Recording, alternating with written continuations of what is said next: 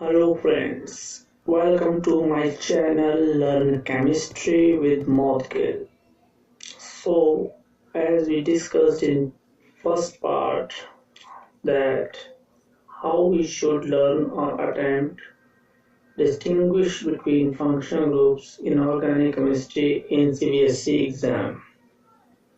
So once again to repeat that three important points that must be included in the answer in your answer sheet are: first is name of the chemical test, second is the functional group that will give positive test, and third one is correct observation in the form of color change, precipitation form, or smell or odor. Then you also have to write chemical equation for positive test. So in total I told you about 12 chemical tests that can be used to distinguish between various functional groups in organic chemistry.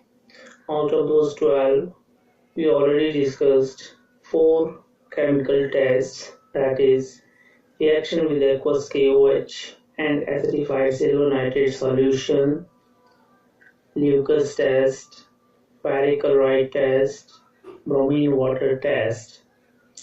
Then in the second part of the series, we will discuss 7 more chemical tests, that is 2,4-DNP test, Tollens reagent test, Fehling solution test, iodoform test, sodium hydrogen carbonate test, esterification test, carbyl amine test, and Hinsberg's test. So let us start today's video with 2,4-dinitrophenylhydrazine test. This test is used to detect the presence of carbonyl functional group, that is aldehyde or ketone. This test is based on the fact that chemical compounds having aldehyde or ketone group, they react with 2,4-dinitrophenylhydrazine to form corresponding 2,4-dinitrophenylhydrazone and result in orange or red PPT in solution on standing for 4 to 5 minutes, whereas other functional groups do not give such PPT or coloration in solution. So to represent the general equations, we can see here any aldehyde or ketone which contains C double bond O on reaction with 2,4-DNP. 2,4-DNP is a phenyl ring carrying hydrazine NH2 at first position and nitro groups at 2 and 4 positions. So in presence of sulfuric acid, the reaction takes place. 2 hydrogen atoms of hydrogen, they react with oxygen of carbonyl aldehyde or ketone to form water, and 2 valencies are created on nitrogen of 2,4-DNP and carbon of the compound containing carbonyl group.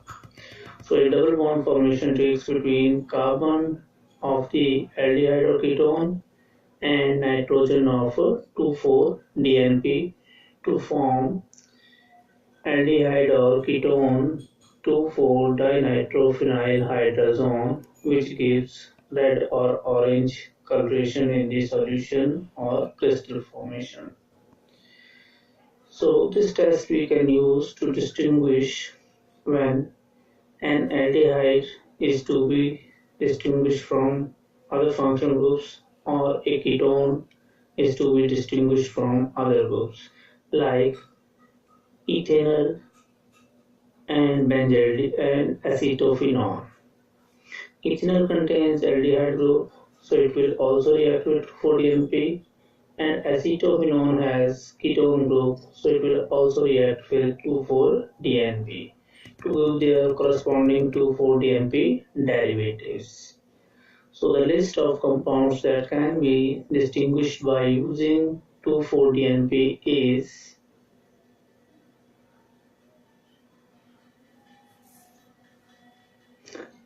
then coming to the next test, that is Tollens reagent test. So before knowing about Tollens reagent test, first we should know what is Tollens reagent. Tollens reagent is alkaline diamine silver 1 positive ion in aqueous solution. This Tollens reagent test is used to distinguish between aldehydes from ketones and other functional groups. Since aldehydes are more reactive, hence they react easily with mild oxidizing agent like Tollens reagent and Fehling's solution. So when an aldehyde reacts with Tollens reagent, then the oxidation of aldehyde to carboxylate ion and reduction of silver 1 positive to silver neutral atoms takes place in presence of an alkali, that is ammonium hydroxide and or NaOH. This reaction requires heating. When silver atoms are formed, they deposit on the inner wall of the test tube, which gives very shiny silver mirror appearance. On the other hand, ketones, since less reactive than aldehydes, they do not react with Tollens reagent, hence no silver mirror appearance can be seen here. For example, if we have to distinguish between ethanol and acetone, then ethanol being aldehyde, on heating with alkaline silver diamine silver 1 positive ion, reacts to give us here carboxylate ion. Since here we use ethanol, so it will be ethanoate ion, and silver atoms will give silver mirror appearance. On the other hand, ketone do not react with Tollens reagent, so no shiny silver mirror can be observed when we heat a ketone with Tollens reagent. A list of compounds that can be distinguished by using Tollens reagent test is here.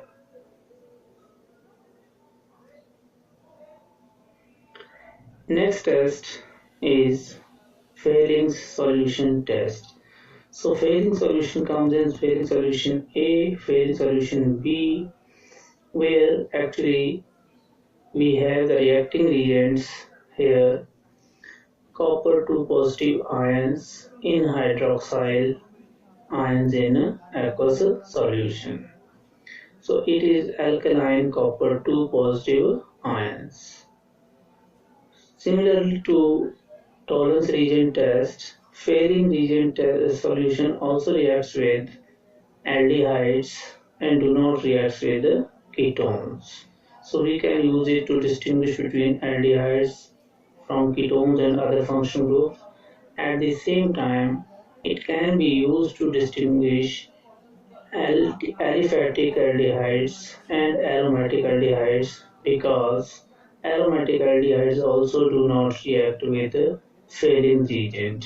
The observation to be noted here is that when an aliphatic aldehyde is heated with Fehling solution, then the oxidation of aldehyde to carboxylate ion takes place and reduction of copper 2 positive to copper 1 positive ion takes place, and this cuprous oxide formed here, it provides red PPT in the solution.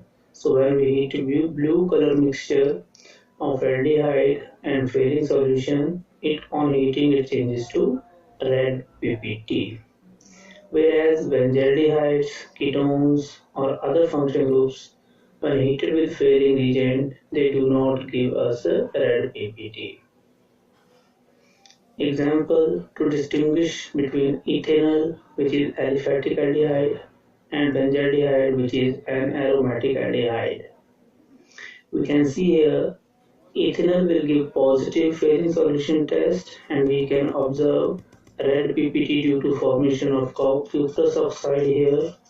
On the other hand, benzaldehyde will not give reaction, so no red PPT will be observed in that case. So similarly, acetone can also not give red PPT with Fehling solution test. The list of compounds that can be distinguished is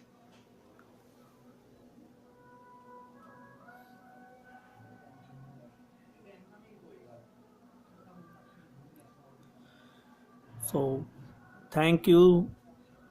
Have fruitful learning. We will see the remaining tests to distinguish between organic functional groups in our next video. Thank you.